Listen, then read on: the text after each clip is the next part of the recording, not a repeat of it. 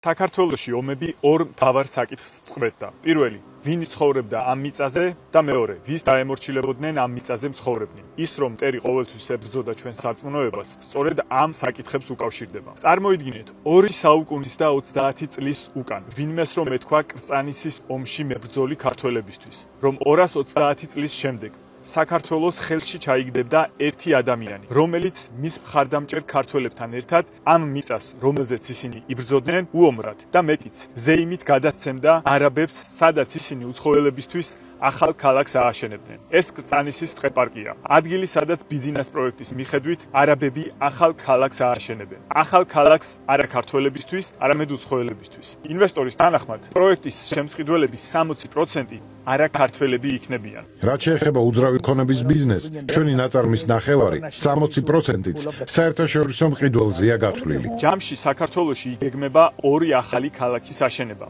ერთი კრწანიში, მეორე კი გონიოში. კრწანიში მდებარე ქალაქი ფართობით 600 ჰექტარამდე იქნება. წარმოიდგინეთ, ეს დაახლოებით იმ ზომის ქალაქია, რა ზომისაც არის ქარელი, ჯვარი, ციხნაღი და სხვა ქართული ქალაქები. რეჟიმის წარმომადგენლებისა და ინვესტორების თანახმად, ინვესტიცია ჯამში 6 მილიარდ დოლარზე მეტი იქნება. აქვე ინვესტორი აღნიშნავს, რომ პროექტის შედეგად დასაქმდება 30,000 ადამიანი. წარმოიდგინეთ, პროექტის განხორციელებას დასჭირდება წლები. ამ წლების განმავლობაში ყველა მუშა, რომელიც საქართველოში ჩამოვა, დიდი ალბათობით თან ჩამოიყვანს თავიანთ ოჯახებს.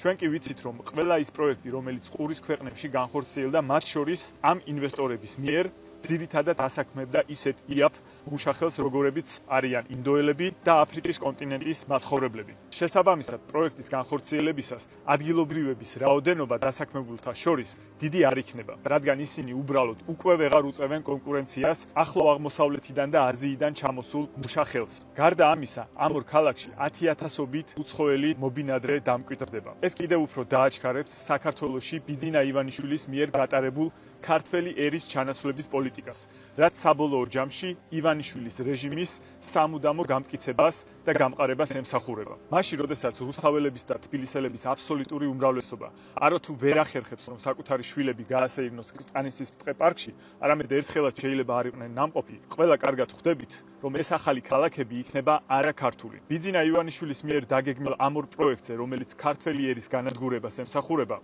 დაწვრილებით შემდეგ ვიდეოებში მოგიყვებით. გამოიწერეთ ემიგრანტ TV, მოიწონეთ ვიდეო და გაუზიარეთ სხვასაც.